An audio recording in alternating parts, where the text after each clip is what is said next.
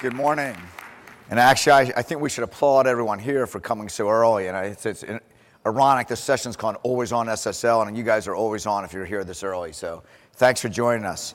We have a lot to go over this morning and really focusing on what is SSL, Always On SSL, what's the business value, and most importantly, what are the lessons learned. And the panelists will each share a mini case study of what they've done through their implementation, the problems they solved, and also the challenges they incurred and what they would do differently. So they will each have an opportunity, and again, we're very fortunate, Quentin from Symantec, Alex from Facebook, Bob from Twitter, John Scarrow from Microsoft, and Andy from PayPal. And we're really going to focus on the threat landscape. What is the problem we're trying to solve, and why are we so concerned about this? We'll talk about the technical value, and really focus on case studies. And we want to have a lot of time for Q&A.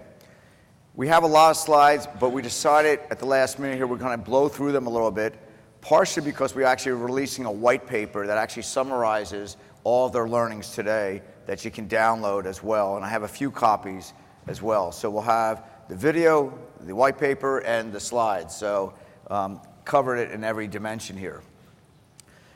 The challenge that we're seeing, I think everyone knows here as security professionals, is how the threat landscapes continue to evolve. And at every point of interaction, we're finding the cyber criminals are trying to compromise the data, compromise the sites, and such. So we're clearly, I'm sure, Firesheep. How many of you are aware or familiar with Firesheep? Just okay. Hopefully no one's running it right now in this room here.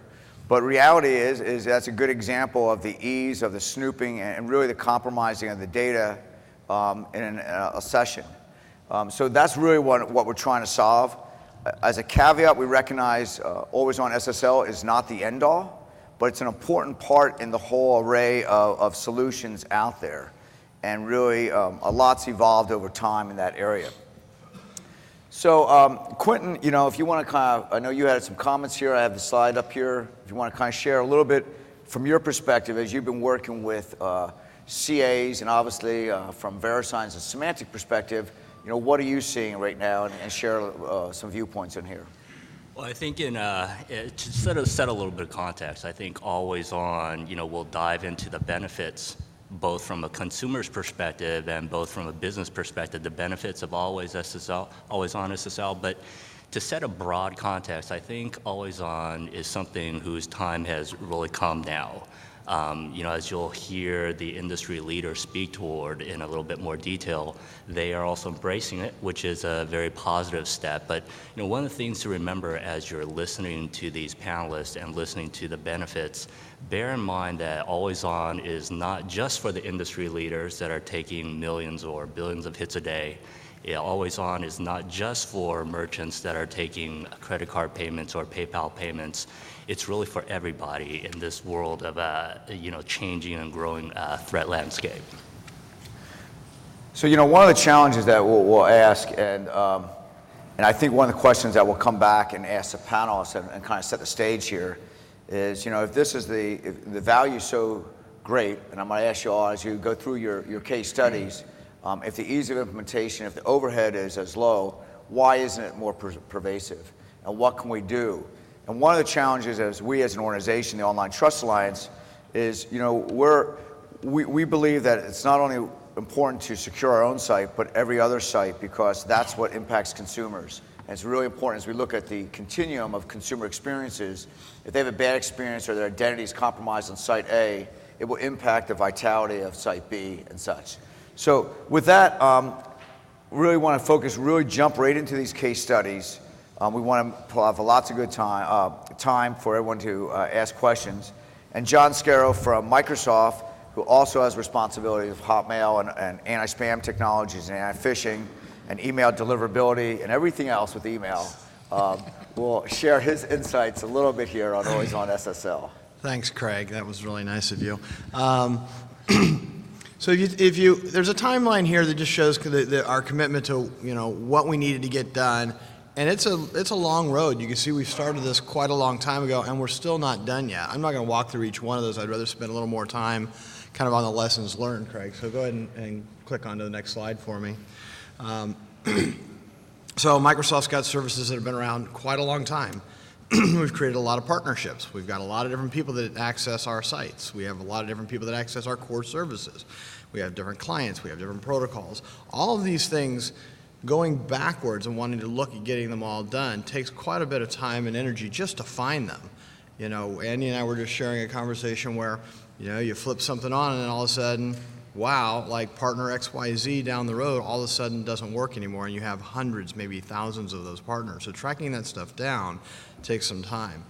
When you think about it from a credentials protection standpoint, think about it, you have to find all those edge cases, because it's kind of like a submarine, and if you don't close every single portal when you go down, bad things are going to happen. So you really have to find out every place you use that.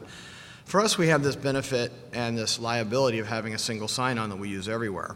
That's great for customers, but unfortunately it does mean that if you're really going to protect that, you've got to protect it across every single one of these pieces. The other thing, I'm actually going to pop back to not pure security in a minute and go down to kind of the mixed mode. I think everybody here will talk about what a challenge it is when you've got content on your sites that don't necessarily come from you. Let's forget SSL altogether. That's always a challenge. Now you're running into cases where, you know, maybe your entire site is being paid for by ads, but your ad producer and your providers aren't doing SSL. Well, that's obviously not going to work. At Hotmail, we have this thing called extensible mail. You can have very rich email within the frame of the Hotmail user experience. Well, guess what? That better all be SSL as well. So now you've got to reach out to all those partners and make that happen. One thing I think we learned is resist the urge to want to proxy it for them. Resist the urge to take the data in and want to proxy it and display it. You know, we looked at that, and in the end, we think it's far easier just to work with your partners to get that done. Now, that depends on how many partners you have. Like, I'll be very interested to hear how Facebook solved it when you've got a bazillion app developers. So that'll be an interesting discussion, I think, as well. SSL is just one piece of this, but if you look at what I think is probably the biggest concern for a lot of the large service providers is this account compromise problem. I mean, if you think about it, there's really three things that we're trying to get out of this, right? We're trying to protect people's credentials. So when you're thinking about deploying and you've got a lot of stuff going on, you're not going to get it all done tomorrow, you might think about prioritizing how you get to all SSL. And certainly make sure you get your credentials taken care of, especially if you have a model like we do, which is a shared login model, right? A single sign-in model where you've got tokens hanging around. What we found is the mass majority of account compromises come from malware. You say, well, what's that have to do with SSL? If they're on the box, they're just going to log your keyboard. That's true. That's where a good chunk of it comes from. But you're also leaving tickets on the box. Live ID, which is the core login for Hotmail and everything else at Microsoft, receives 2 billion login requests a day with a B. And not every one of those is associated with a keyboard, right? With somebody actually typing their password in. So their ability to be able to grab your ticket and go replay it elsewhere is pretty high. Even though they may not have your full credentials. The other thing, obviously, is the privacy. Now, you know, Firesheep, that's great. I mean, but is that really like impacting millions and millions of people? I don't know, but people want to be secure in their communications and in their work and know that there's not somebody in the middle. And it doesn't have to be somebody where the Wi-Fi popped up at Starbucks. It could be a state actor. It could be an employer. It could be a university or somebody that's in control of the infrastructure of your university. So people want to know that. And the last one really is, there is some value in the perception. People want to know that you care about your customers. And if you don't do the work, they're going to assume that security is not at the top of your list. And so you look at the three of those things, and I kind of put them in that order because for me the authentication is really crucial. The number of people that are losing accounts is astronomical today. It's one of the largest problems we have. So I kind of focus on them in that order. It's been a road. It's taken a long time. We just look at it as a price of doing business. There's not even a weigh the options thing anymore. It's just that you have to go do this. Great. So for scale and scope, John, how many active users are Hotmail today? I think the published number's somewhere around 370, but somebody should probably not twit that right now. So obviously scope. We've got a few questions submitted here. So one of the questions that was asked, what's the user experience? How's it change? Do they have to do anything on the client side? Well, in our case, we have a lot of different clients. We have mail clients, we have all these different things. And absolutely, there's a lot of work there, but we try to make sure that there's no change at all for the user experience. It's a lot of work for us to get that done. I think that's a key point to bring up, and I think Yeah, you're absolutely you're right. You know, the other thing that people talk about a little bit in the back rooms, and I didn't put it on a slide, but if you're a target for potential DDoS and so forth, SSL is a little bit different, and you need to look at it differently. The standard kinds of protection that most folks have, big chunks of hardware sitting on the edge that look for DDoSes, they're really looking for single, non-session-based TCP/IP attacks, and they understand how to deal with those. SSL provides an interesting challenge. There's going to be a great chart where we're going to walk through the sessions and some of the work that you're doing to speed that up. But a system has to maintain state all the way through those transactions. And if somebody decides not to get all the way through this transaction and wants to stop somewhere like right near the end, they can really tie up a lot of resources. And most of the things that are sitting on the edge aren't session-based. They don't know that that's happening. It's very challenging to deal with that. So you do want to ask yourself the question, which is, are we thinking about that aspect if you think you may be a target? Great. Well, I want to now move to Andy, and I think PayPal. And I think, Andy, I expect account takeovers are a sensitivity for PayPal, and clearly those compromises. So perhaps you can share a little bit of your progress over the past 12 years in this area. Sure. So I've only been there for 5.5, and you'll excuse the raspy voice. I think too much partying or something. So PayPal's done HTTPS SSL on the website for a long time, but as you can see from the chart, it evolved over time. So when people originally deployed SSL, and I think it was just pointed out, you were trying to protect credentials, right? You were trying to protect usernames and passwords, and you're trying to protect other sensitive data, financials, and so on. But as time went by, and for example, phishing became more prevalent, you see that I think back in 2006 or so, we decided that we had to also change the homepage on the site to be HTTPS, so that users could, it wasn't just protecting the credentials when they were sent over the network, it was protecting those users and making sure that they knew they were at the PayPal site when they were entering their credentials. Because when you're typing credentials into an HTTP form, most users can't really go and look at that page and figure out where they're going to go when they hit submit. So there's an evolution of deploying HTTPS on our site for all the internal protected content, switching over to the login page, and then eventually turning it on for even generic outside content to reduce the attack surface of users getting used to seeing HTTP links for PayPal. And you shouldn't see one of those. People can still generate them, and we redirect them to HTTPS. But we eventually moved down the path of moving the whole site to HTTPS. And then over time, as a number of attacks came in, so if you've probably 2007, 2008, we started seeing attacks with people either faking certificates or getting users to click through certificate warnings, or lately there's things like SSL strip and so on to try and fool users into interacting with the HTTP version of a website that's spoofed by a local attacker. And we said that the protections aren't good enough, so we went and did some work on a thing called HTTP strict transport security, so that we could tell web browsers to always connect over HTTPS. When you in the location bar in your browser, if you type in a domain name, what a web browser will do is, by default, it will try to connect over HTTP. And if there happens to be somebody malicious nearby, somebody running a sniffer, or even actively man-in-the-middling you, then you've got a problem, because that initial connection isn't secure. So some guys at Stanford invented the basic idea, and we helped turn it into a specification. So it's now essentially a standard, or close to one, implemented by Chrome and Firefox at this point.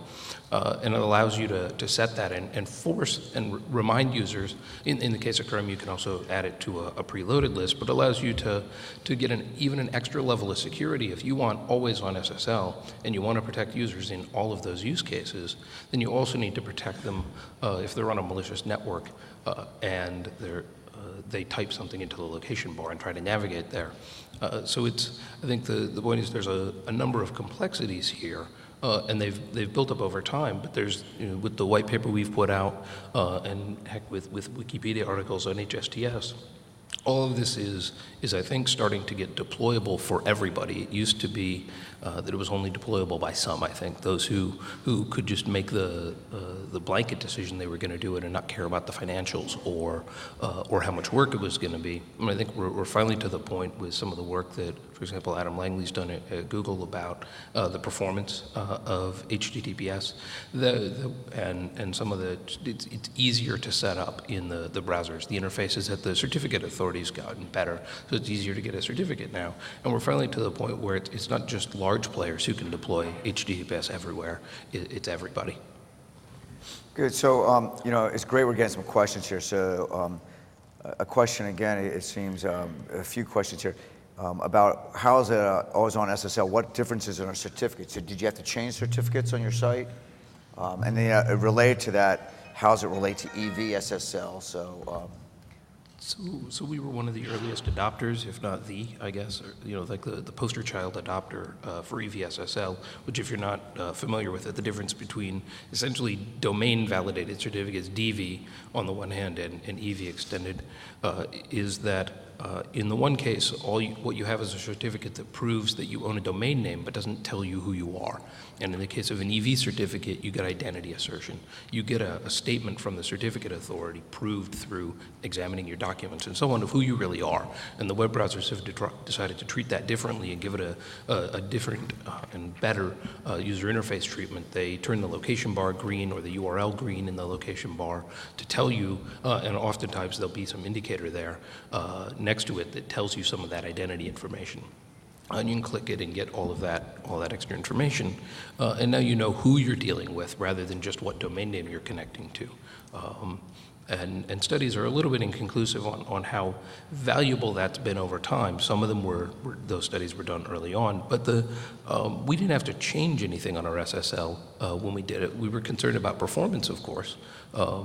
But probably the bigger change was when everybody about a year ago had to switch over to 2048-bit certs. I think that was probably the biggest change that happened in say the last 5 years in terms of performance, because that was a pretty substantial one. But we've been using EV since it was launched essentially, and to convert the whole site to HTTPS didn't require any other changes.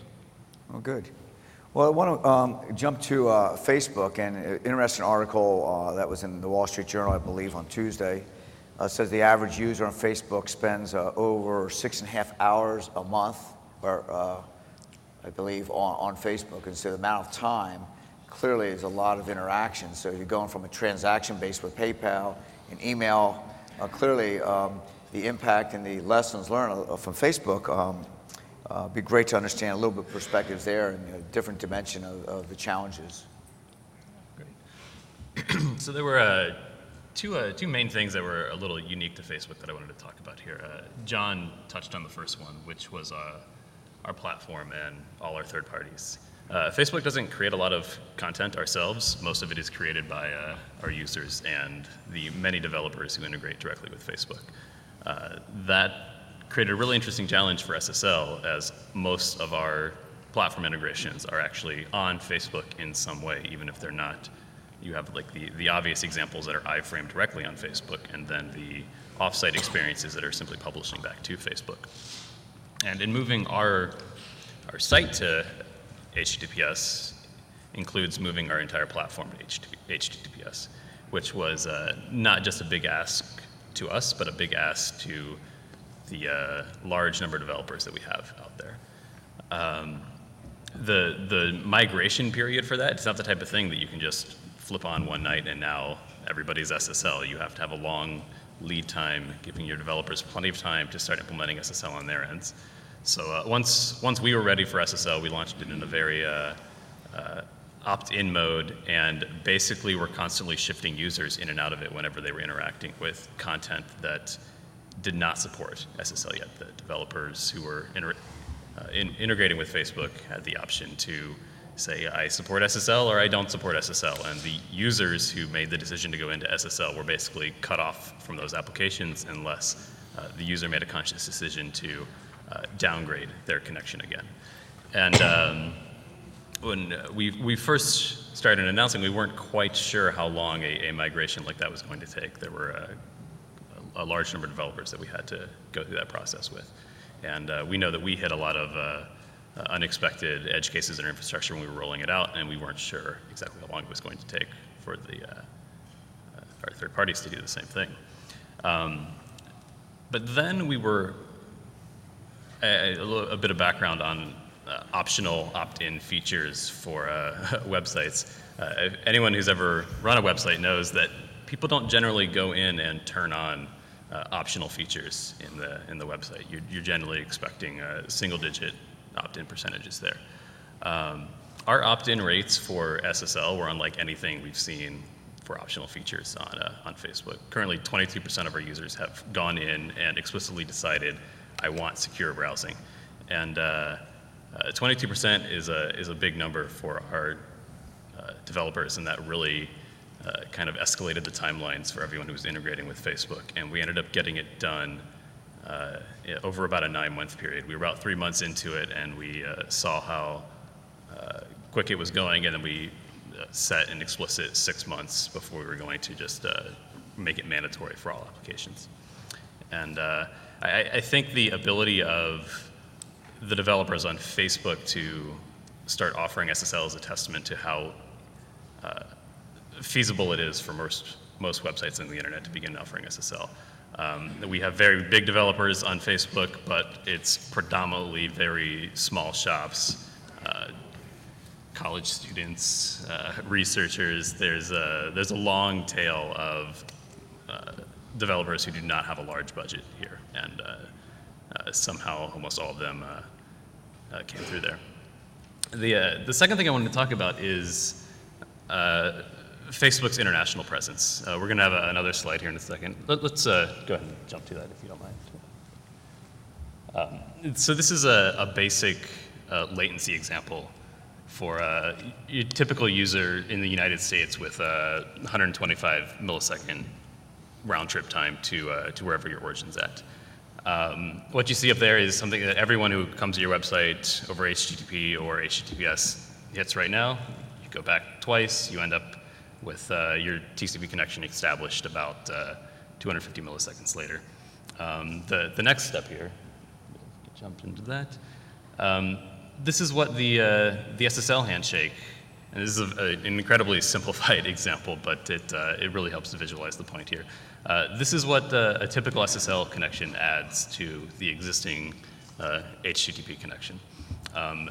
You get anywhere from 1 to 3 additional round trips, which depending on what the latency is, given a typical 125 millisecond round trip time, you're adding about another half a second to the connection time there. And then there's a final step here for the I'm jumping into that, for the actual HTTP content, and that's the point when you actually get the first bytes of application data sent back down to the user.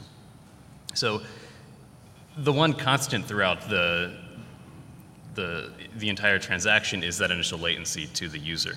And when all your users are close to your origin, SSL doesn't add a noticeable impact to most users. When you're like Facebook, who has all our data centers in North America, but right around 80% of our users are actually outside of North America, that number can get very large very quickly. So there wasn't a lot of work to do to make it feasible for United States users. This is still very manageable. But when you're dealing with a user in Singapore who has a 600 millisecond latency, this entire connection time starts to look something closer to 3 seconds. And when someone types or hits the bookmark in their browser and is waiting 3 seconds before your website loads, can be a pretty jarring experience for that user. Fortunately, there's ways to deal with this, and most websites already go about optimizing latency to the user, even without SSL in the picture. That number up top is still something that you're going to be working on and investing to getting as low as possible if latency is something that's important to you. But that still means that with a large international presence, you're going to have to invest in points of presence or content delivery networks, or even data centers and origins much closer to your users, which is the primary thing holding Facebook now back from pushing this out to everybody worldwide, and will be for the near future. And yeah, so those are the two talking points that I had. So 2 quick questions there. You mentioned, all your developers and Facebook really becoming a platform or is a platform. As you talk to developers, what feedback or concerns have they shared, or are there any concerns? It was a unique experience for each developer. There were some where it was a little more jarring, particularly the developers who were heavily integrated in with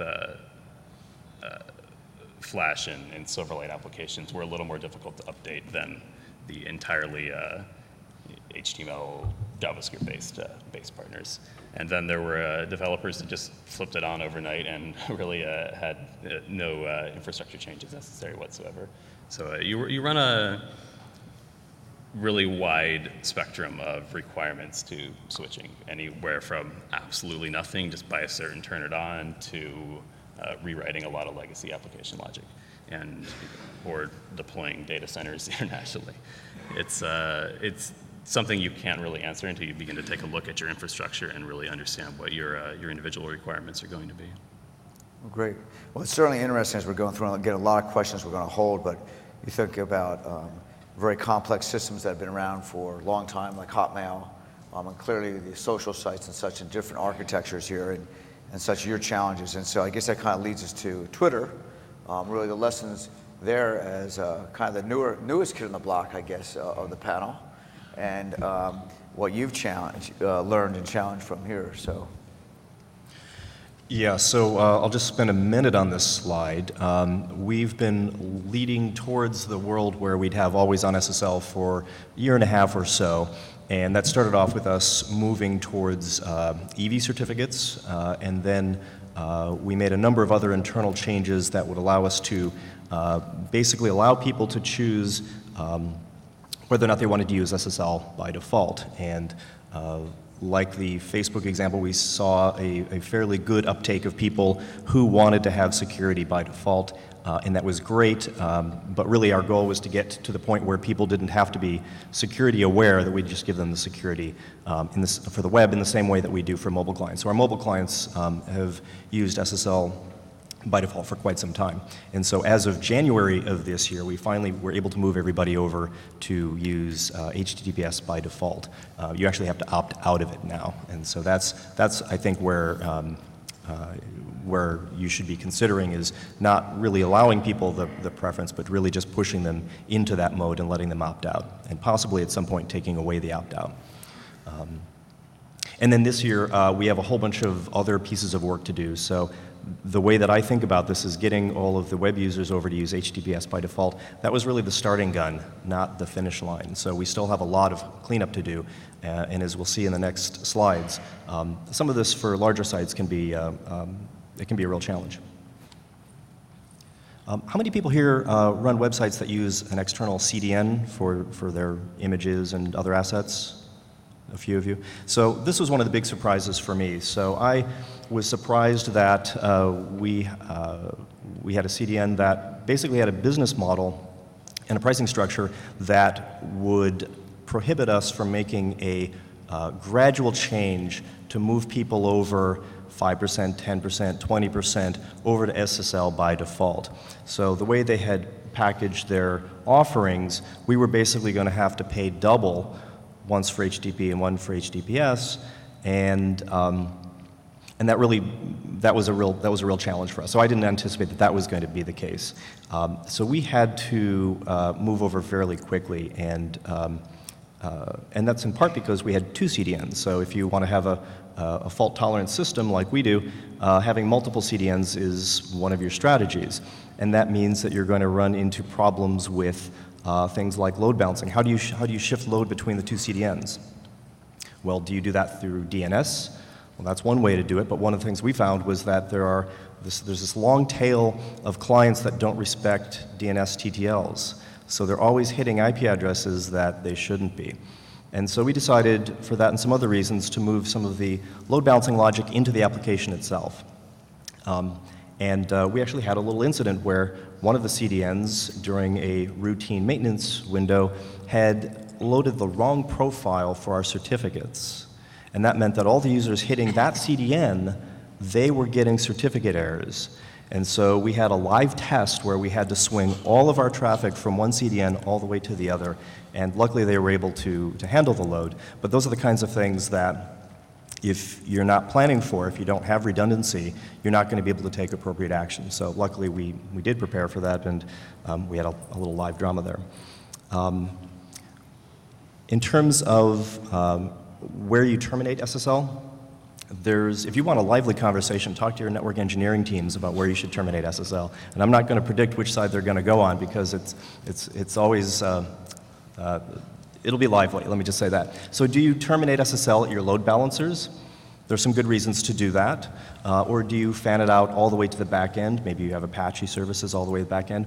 Or do you put some sort of intermediate proxy in the middle and terminate there? And so I'm not going to say which way is right. I think it's a very context-sensitive decision.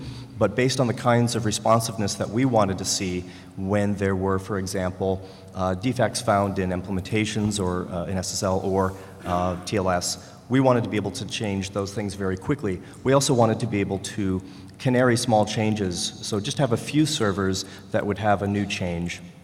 And we wanted to see what the results of that would be, so we'd get some telemetry. And for us, it made more sense for us to move the termination point further back than may be appropriate for some people. But those are the kinds of things that you'll want to think about.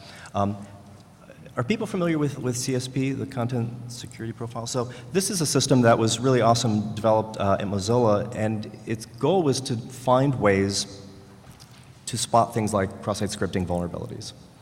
But we started to use it to find rogue assets. So we had a lot of legacy code, believe it or not. Twitter's not that old, but we had a lot of legacy code that made implicit assumptions about the kind of protocol that was going to be used, HTTP versus HTTPS. And so we use CSP to find those rogue assets and places where we were not sending the user to the SSL version. So the browsers would actually detect, oh, this should have been SSL and it's not. And then it would phone home to us and basically narc on us. So we'd find the developer responsible, make the fix, and then iterate. And we may want to talk about other kinds of attacks like SSL strip attacks and things like that. And you probably shouldn't start me on Flash and some other issues there. But those caused us some challenges as well. So in the case of Twitter, what was the compelling reason that really drove it? You know, we heard the account takeover issues from John and Andy. Well, before I took the job, I had written a blog post telling people that they should all move to SSL all the time, so I just sort of had to do it. People kept quoting my blog post back to me. So it was a legacy desire. Yeah, it was a pre-hire mistake. And so, no, so the answer is that although, you know, it's said that Twitter is great for a lot of mundane things, I like to tell people that Twitter is great for planning both parties and revolutions. And because we have this prominent position on the world stage, it's important for us to be able to protect users who may not be necessarily savvy about the security. And rather than have people try to opt in and have them think about it, we just thought it was appropriate for us to take care of that particular problem with one policy. And like I said, we're still working on it, so there's still a lot of work that we have to go through. So one last follow-up, and we'll kind of, what about your mobile? You mentioned mobile briefly, so what is the implications and the latency and performance? And Yeah, so we'd already kind of solved that problem, so or had been experiencing that problem. The implications for mobile were that we were already grabbing people's timelines, their Twitter timelines, and sending those down over HTTPS. But the implications for things like your certificate size and how you do the load balancing, all of that matters. So if, for example, you're not very careful to set up your load balancers to do SSL stickiness, and if you don't have HTTP keep alives turned on, if you don't have all of that tuned, what that's going to mean is that you're going to have the client hit different end servers. So if you have a lot of servers like we have, you might be hitting a different server, which means you're doing another RSA handshake and you're doing another one of these round trips. And so we had to be very careful to make sure that we were measuring the connections back and forth between the clients. And so you absolutely have to pay attention to those details. Well, good. We have a few big categories that we threw up here for lessons learned and trying to tie these to the questions. The one category that came up there is, the installation management of it. And another question a few people have asked is SSL doomed by the recent attacks and its vulnerabilities? So I'm not sure who wants to take that, but maybe I know Andy. We've had a lot of discussions on the ecosystem and such. Maybe you can touch on that. Sure. So we get asked the question internally all the time.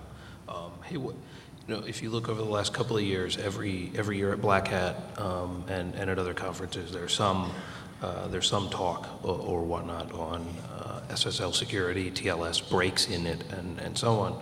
And I think the main message I want to give before going into details is that if you're running plain text, if you're running HTTP, then an attacker who can see your traffic doesn't have to do any work. The traffic's right there.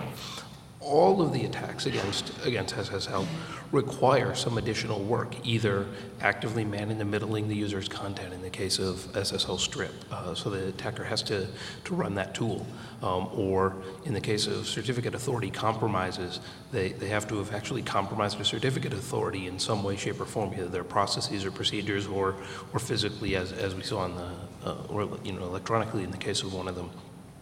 All of those vectors added together, though, don't spell the end of SSL today. They mean that we've got some things we need to fix, and that work is actually underway. So whether it's things like certificate pinning, which allows a site to tell web browsers what certificate authority you use and to store that and cache it in the browser, such that if somebody manages to defraud another certificate authority, compromise them, whatever, and get a certificate for you, as we saw in the news over the last year in a couple of cases.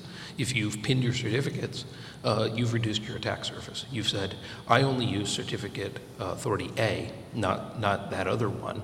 And so when your browser connects, it'll get a warning. And in fact, that's how the certificate pinning is how Google Chrome prevented and how that team detected the attacks that happened in Iran with a stolen certificate or fraudulently obtained certificate that was for Google's site. And so the attackers are getting better and the countermeasures are evolving, but the core protocol itself, despite having a few ugly warts, and it uses X509, which is impenetrable, and so on, I don't think is fundamentally compromised at this point. There's governance issues that are potentially problematic, and there's efforts underway at the CAA Browser Forum, for example, to work on governance of how we can make that ecosystem better. But I'm not pessimistic on it. I'm optimistic that all of those issues we've identified are being addressed.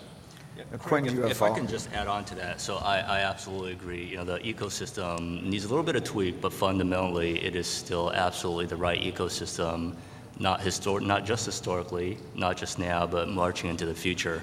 The viewpoint I would try to articulate is that the PKI ecosystem as a whole, think of it as a three-legged stool, where the seat of stool is your fundamental math and crypto. But in order for that to stand well and be robust, there's actually three other pillars that support that. One pillar is absolutely the robustness and the security of CAs. And through the work of the CAP Forum, which Symantec is part of, absolutely trying to raise the bar there so that the incidences of a breach happening diminishes dramatically, and we need to hold CAs up to a high level of standard. So that's one leg of that stool, meaning that CAs need to be robust and take security seriously. The second leg of that stool related to CAs, quite frankly, is robustness and scalability of the OCSP and CRL infrastructure, because a lot of the ideas being floated around these days, like pinning, which are all great, but in my opinion, they're very much laser focused on a specific aspect of the whole ecosystem. So the reason why that's relevant in terms of OCSP and CRL as being robust is by holding CAs to high standard, by ensuring that CAs have an always-on infrastructure where they can respond to OCSP and CRL, that solves a whole class of problems that we're just beginning to scratch the surface on. And when I was mentioning the 3 legs of the stool, that final leg, in my opinion, is really the clients out there. The most visible example of a client are the browsers out there, but we also have toolkits, we also have custom apps out there that are relying parties to the PKI ecosystem. And that leg, to me, is critical in the sense that behavior in that leg has a direct correlation in terms of how that ecosystem holds and stands strong.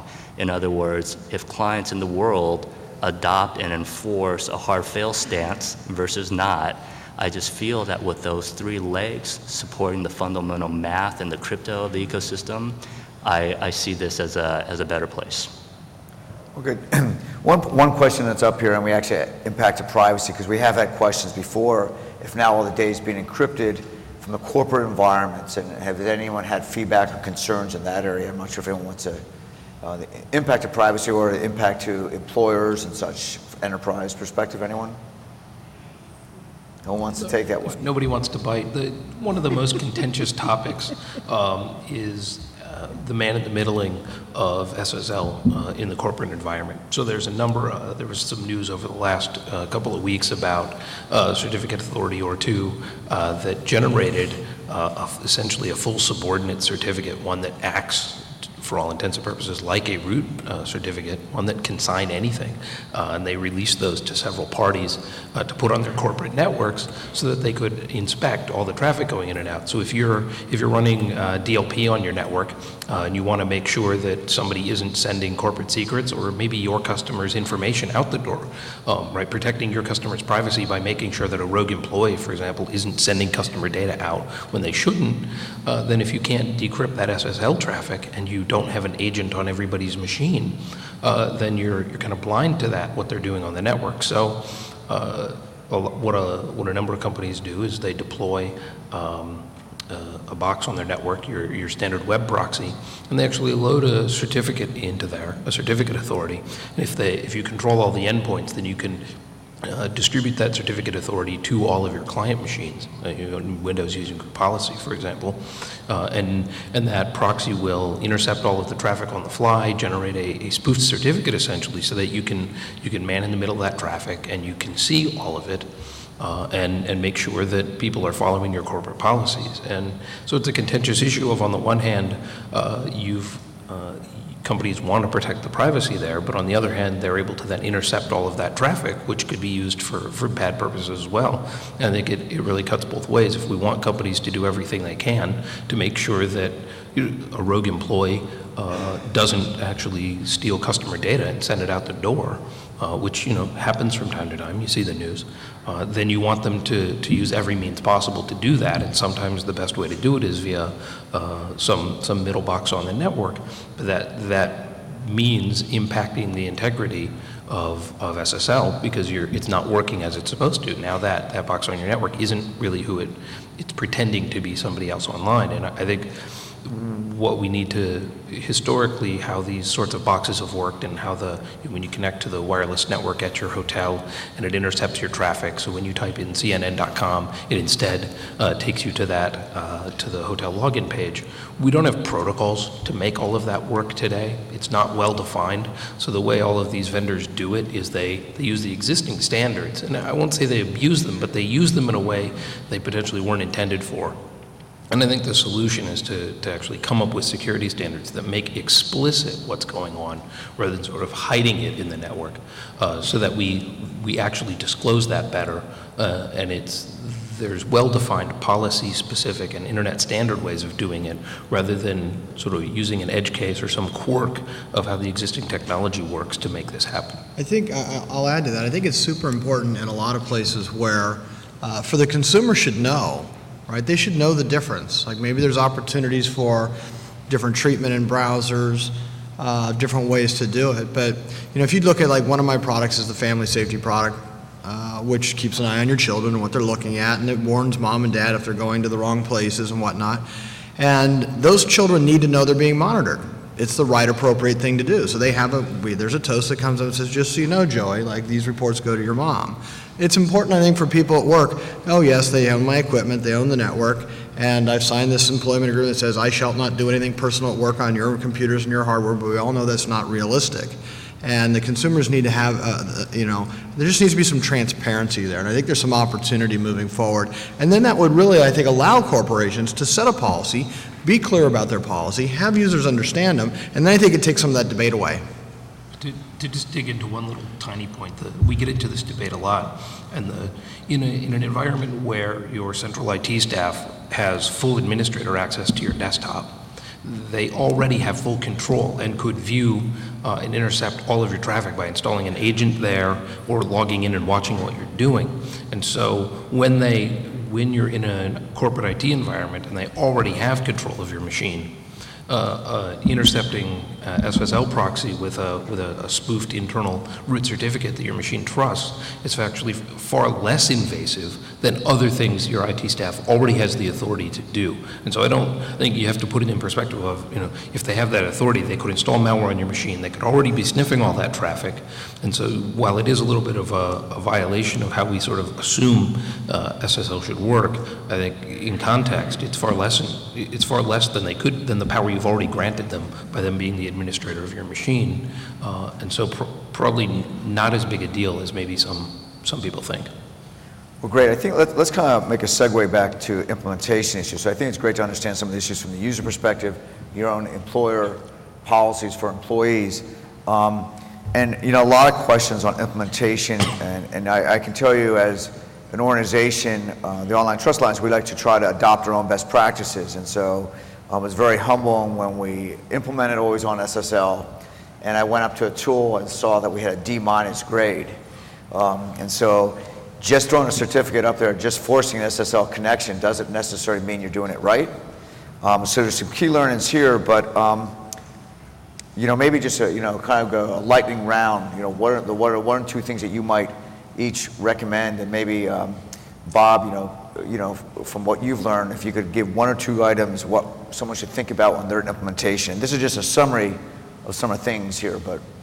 Right, so as I mentioned, we used CSP to try to track down assets that we either owned or that were owned by third parties that should have been over SSL. And so we make the assumption that something might not be going well somewhere. We have a lot of developers, we have a lot of activity, and so the security team's view is that there's something probably going wrong somewhere, and so we try to grab that information, and CSP was one of the techniques. That allowed us also to go find the other third parties who were generating mixed content warnings. And if they were a large enough partner, we could work with them to make sure that they had implemented SSL correctly as well. So it was not just a matter of making sure that we had good hygiene internally, but we have to do ongoing vigilance, and we also have to make sure that other people who are embedding content in our pages, that they're doing the right thing. And so that's going to be an ongoing battle. That's not the sort of thing where we declare victory. Great. Alex? I think there's a lot of small details to pay attention to that probably aren't worth digging into right now, but there's a number of SSL analytic endpoints that will give you the D grade and give you very explicit instructions on what things you should be looking at. There's really a long list of things to dig into there. From at a higher level perspective, it's echoing to an earlier comment that I made earlier, that it's really unique to your own infrastructure, and the most important things to you are going to be very different looking at one site to the next. And there are going to be things on the checklist that you're simply going to choose to ignore. If you run a Facebook through one of these, we actually get some minus points for having SSL renegotiation disabled. But we've always had SSL renegotiation disabled. We don't support it for a number of legacy infrastructure purposes, and that's just a conscious decision that we make as a company to leave it off. So just use the tool. There's not much to say beyond. Yeah. So by the way, I just kind that comes up there. Threw this up here. Qualys is not a member. They didn't pay for this at all. But there are many tools out there, and without embarrassing anyone else, but if you haven't used it, obviously I like getting an A. But more importantly, it doesn't just give you a score. It actually can give you a lot of information, especially when Beast attack came out and it revealed, the issue of TLS 1.0 and some of the concerns. It really was a wake-up call. And this is a great tool for the small developer who's not an SSL expert and is trying to do a lot of things. And their tool and others out there give you a lot of good information on what you're doing, what protocols you're supporting. And for this, it forced us to recognize, we needed to upgrade our server and make some changes. So as you go through those implementation issues, I think some caveats there. John, did you have anything you wanted to add on? Yeah, I mean, look, you're looking at folks up here that run some of the largest services on the planet. There's a lot of issues here. We've got hundreds of thousands of servers, probably thousands of different roles, meaning different application services out there, with an unbelievable number of endpoints. You've heard a lot of scary talk about this hard thing, these details and those details and whatnot. For the vast majority of people, just go do it. It's not going to be that hard for most of you. You will not have the kinds of experiences that most of us have, I think. And start simple. Just get your credentials under control first. Go get the login first, and certainly make that 2048, and just get that done. And then just make sure you plan for a long lead time if you've got content partners that you've got to deal with. Don't expect that to happen overnight. And in some businesses where you have strong ad revenue streams and your ad partners aren't quite up, you do have to think about the ad revenue impact. Right, as we're making transitions, we've actually shutted off money to make the right decision to get HTTPS in. We had partners that wanted to pay us money, but they weren't there. They weren't there on time. They'll get there, so we shut them off. But you have to look at that and plan that out as well. But I mean, the Uber point is, it's just not going to be as hard for most folks as it has been for the folks up here. So jump in. The water's fine. Yeah, I think the main point to make there is that there's a lot more resources for implementing SSL now than there were 5 years ago. The Qualys tool is a great example of that, but you won't be flying blind in your implementation. I think that we've got, we tried to push the envelope on a bunch of this, the folks here, to get it done. And I think, blaze some trails on what it takes to do some of this, but I guess for better or worse, because some of us are kind of big, that also pulled along some other parts of the ecosystem, and so certain other issues that were out there. That's right. We've teased them out. Well, and through some of the partners we have and so on, we've gotten those people to upgrade to HTTPS, and they may be your partner too. Right. And so more and more sites are supporting it than did before, and there's a pretty strong adoption curve, I think, right now, so. Don't believe a lot of the FUD. One of the ones that we got repeatedly was, this is going to kill our SEO, our search engine performance, how we show up in, Google, right, and other search engines. So not everybody can reach out, but we're lucky that we have good connections. So we reached out to the actual Google team. We said, hey, could you guys dispel the FUD that we're getting, that that HTTPS sites don't show up in Google search and that they get negative performance because of that. And the Matt Cutts, who actually runs, is kind of the face of Google search to the world, actually did a little video cast on Q&A on that, explaining to people that HTTPS doesn't negatively impact your SEO, but because that world is so premised on a whole bunch of anecdotes and so on, right? Lots of people like to claim they're experts, and there are all sorts of rumors about how to get high page rank. We had to go and dispel that fear with some of our teams, but now Google's public with exactly that statement, and so now that FUD's gone. And so anybody who raises that issue again, now we've got something on record in the case of Google that says this doesn't negatively impact you. And so I think that the work that a bunch of this has done has made it such that you can fairly easily now, unless you have a really, really complicated site, you can pretty easily convert it to HTTPS without a whole lot of work and without a whole lot of expense.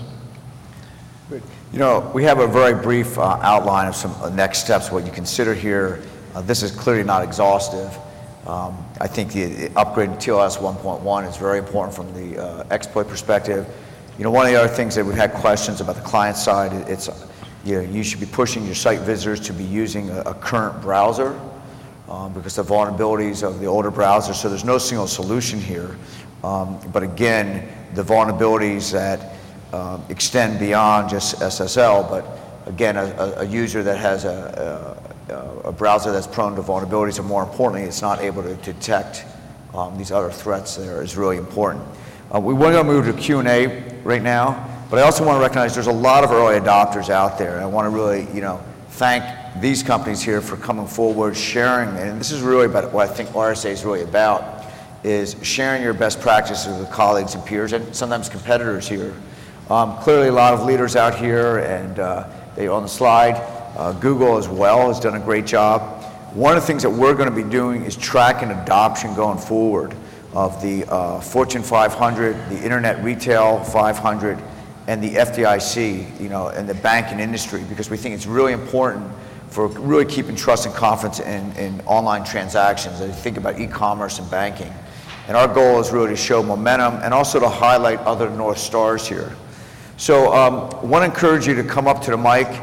I'd like to, again, try to invoke the lightning round of questions. Simple question, no follow-up. Say your name so in context of your company, and we'll try to take the questions. So go ahead. Hi, my name is Raul Garcia. I'm from Microsoft. What are your thoughts about the lack of adoption of TLS 1.2? I'm sorry, I could not. I think the question was about lack of TLS 1.2 support. Okay. Yes, that's the question. Anyone want to take it? Sure, it's in the latest OpenSSL betas. They're actually working on it. I think there's been some funding problems. I think the other TLS stacks are going to be a little bit slow to adopt because it just hasn't gotten the pressure. But the immediate need for it has gone down a little bit now that browsers have actually done a patch to the record format in the existing browsers to stop what was called the beast attack. So if you're running a patched version of, I think, all the browsers, correct me if I'm wrong, all of them have implemented that essentially that exact same fix. There was a lot of coordination by the main TLS stack owners and the browsers that use them to go and fix that, and all those patches are pushed. So while we're going to keep pushing for 1.2 to be implemented elsewhere, it's not quite as burning an issue as, say, it was 6-8 months ago. So Quentin, real quick on this slide before we take the next question, there's a few other approaches here, and I think maybe we had the slide that we had added, a little bit of comparison of HTTPS and how things fit together in the big picture as we talk about implementation on alternatives. And maybe if you could spend a minute providing some insights to that on this slide here. Is that? Sure. I think when we talk about EV, as we're discussing in prior conversations, I think SSL, if you think about the heart of the benefits as it relates to the consumer, it's about security and privacy, and it's about, when you're talking about OV and EV, it's all about making sure the consumer has confidence in terms of who he or she is talking to. Am I really talking to Facebook, or am I not? And when we talk about things like EV, the reason why we put this under complementary recommendations is, to me, it is not just enough to basically secure the internet, but the next step to really drive forward is confidence on the internet, and a lot of that confidence comes with identity. So when you do have something like an EV spread all over the world, and I would agree PayPal has been a poster child for this, it just takes up the benefit for the consumers in making sure that through a visual cue in browsers, he or she really understands that they are talking to PayPal and not a rogue site. In terms of all the other suggestions with HSTS as an example, all great ideas and great practices, and it really melds in with the general discussion when we start talking about things like forcing the industry, both in all ecosystems, to move up to TLS, forget about TLS 1.2, how about just TLS 1.1? All these are best practices that I think all of us on the panel, as well as people in the room, have an obligation to start driving. Yeah. Great, and by the way, the panelists will be available to drill down on these afterwards, but I wanted to throw that up there. But go ahead, the next question here. Yeah, my name is Marcus. I just want to make a short point to the stuff that Mr. Leo just mentioned before with his example of the three-legged architecture of that stool. We've seen a lot of hassle and we've seen a lot of workarounds coming up nowadays. People are afraid of the typical PKI-based CRL and OCSP-based implementations and are thinking about different ways and work around to get these problems resolved.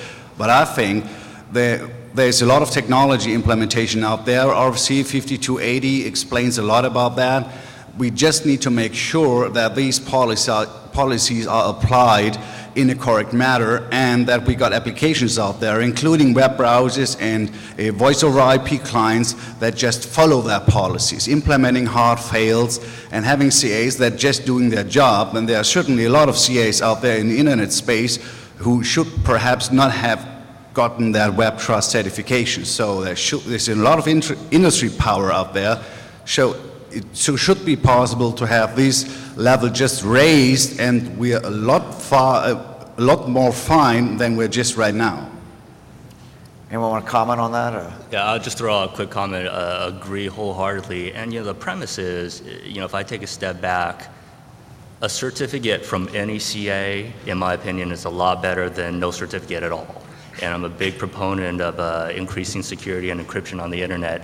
But having said that, to your point, not all CAs currently are created equal. And I think that when people make a choice of where to get their certificates, really do some due diligence in terms of vetting out the CAs.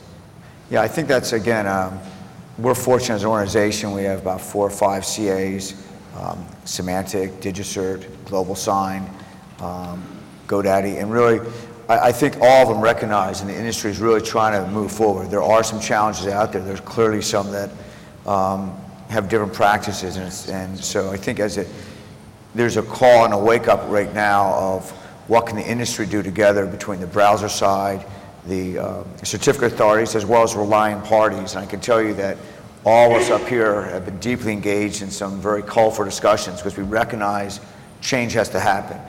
And that's why we're doing things like looking at cert pinning and restricting the certificates that we're using in, for example, our mobile clients, because there's a place where we actually do know which certificate is supposed to be used. And so we are trying to work to reduce the attack surface for exactly those kinds of reasons. I think the other thing that people need to realize when you're looking at the CAs, you go, wow, there's a breach here, there's a breach there.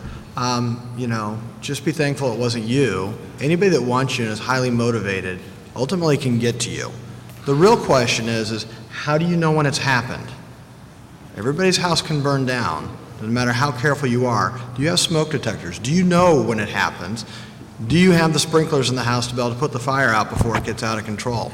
If you operate under the assumption that nobody can ever get in, when they get in, you have no idea, and they will rob you blind before you figure it out and do something. So I think when you talk to folks, it's not, yes, we're super hard, we're super secure. That's great. Everybody thinks they are.